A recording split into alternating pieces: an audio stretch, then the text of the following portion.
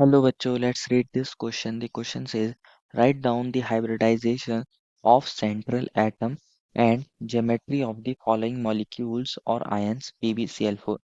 बच्चों इस क्वेश्चन में हमें कहा गया है कि हमें सेंट्रल एटम की हाइब्रिडाइजेशन बतानी है और ज्योमेट्री बतानी है हमारे PbCl4 के अंदर। तो फर्स्ट ऑफ ऑल बच्चों इस क्वेश्चन में हम लोग बात करते हैं हमारे की कंसेप्ट के बारे में।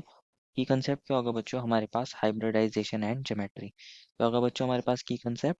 Hybridization and geometry. बच्चों हाइब्रिडाइजेशन निकालने के बहुत सारे मेथड्स होते हैं, उन्हीं में से हम एक मेथड को आज देखने वाले हैं। और इस मेथड के अंदर हम क्या करते हैं, नंबर ऑफ हाइब्रिड ऑर्बिटल्स निकाल लेते हैं और उसके बेसिस पर हाइब्रिडाइजेशन और ज्योमेट्री इजीली बता सकते हैं। तो हमारे पास फॉर्मूला क्या होता है? H is equals to 1/2 V plus M minus C plus A. क्या मतलब है इसका?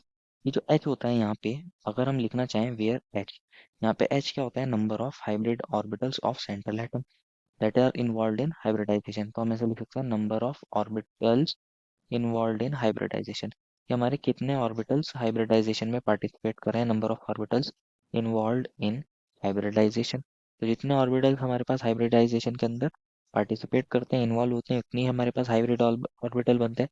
Number of orbitals involve in hybridisation. तो हमारे पास एच तो ये पता चल गया। वी क्या होता है बच्चों हमारे पास? यहाँ पे valence electron of central atom, कि हमारे पास जो सेंट्रल एटम है जिसकी हम हाइब्रिडाइजेशन निकाल लें, उसके पास कितने वैलेंस इलेक्ट्रॉन है? Valence electron of central atom. और बच्चों यहाँ हमारे पास m क्या डिनोट करता है? m डिनोट करता है हमारे पास number of monovalent atoms. Number of monovalent atoms, कि हमारे पास कितने मोनोवेलेंट एटम्स हैं जो हमारे पास डायरेक्टली अटैच हैं या लिंक है to central atom. Number of monovalent atoms linked to central atom, linked to central atom, कि हमारे सेंट्रल एटम से कितने मोनोवेलेंट एटम लिंक्ड हैं या अटैच हैं, लिंक टू सेंट्रल एटम। यहाँ पर बच्चों हमारे पास सी क्या होता है? सी होता है कि हमारे पास चार्ज ऑन कैटायन, इसको हम सब्ट्रैक्ट कर देते हैं। चार्ज ऑन कैटायन हमारे पास सी होता है। और ए क्या होता है बच्चों? हमारे पास चार्ज ऑन एनायन। क्या होता है बच्चों? Charge on anion. अगर एनायन है तो उसको हम चार्ज को ऐड कर देते हैं, चार्ज ऑन एनायन। तो ये हमारे पास फॉर्मूला है जिसके अंदर अभी हमने सारी टर्म्स को समझ लिया है। अब समझ लेते हैं, यहाँ अलग अलग एच की वैल्यूज के लिए अलग अलग हाइब्रिडाइजेशन हो सकती है। अगर हम वैल्यू ऑफ एच की बात करें, वैल्यू ऑफ एच, तो हमारे पास हाइब्रिडाइजेशन और ज्योमेट्री क्या क्या हो सकती है समझ लेते हैं। हाइब्रिडाइजेशन एंड ज्योमेट्री की बात कर रहे हैं, ज्योमेट्री क्या क्या हो सकती है, तो इसको समझ लेते हैं। मान लीजिए आपके पास एच की वैल्यू आ रही है 2, आपके पास एच की वैल्यू आ रही है 2, तो हाइब्रिडाइजेशन होती है बच्चों हमारे पास एसपी, ज्योमेट्री हो जाती है लीनियर। क्या हो जाती है? Geometry linear.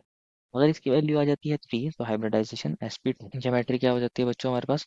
Trigonal planar. क्या हो जाती है ज्योमेट्री? Trigonal planar.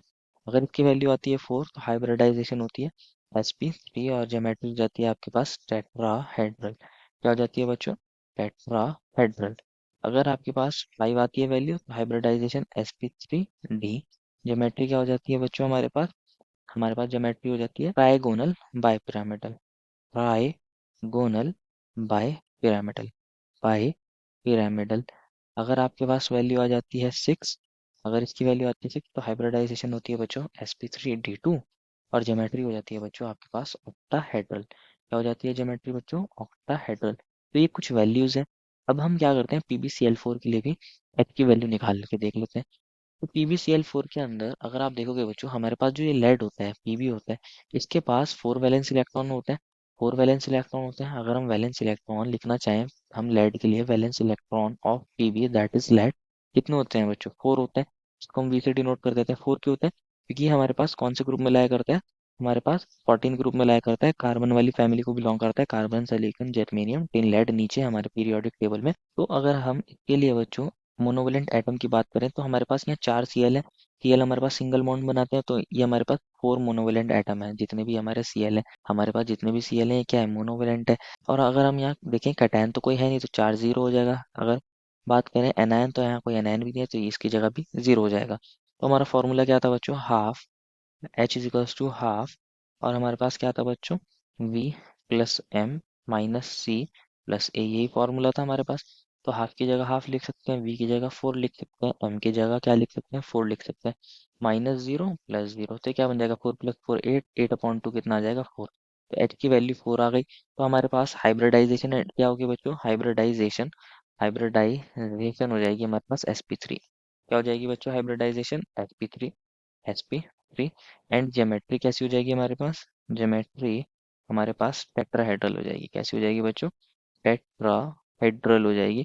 तो हम PbCl4 को ऐसे दिखा सकते हैं, ये हमारा लेड है, ये हमारा एक Cl अटैच है, एक Cl ये वाला अटैच है, एक Cl ये वाला अटैच है और एक Cl ये वाला अटैच है। ये हमारी टेट्राहेड्रल ज्योमेट्री होती है और हाइब्रिडाइजेशन sp3 होती है। This is the final answer. I hope you understood it well and best of luck.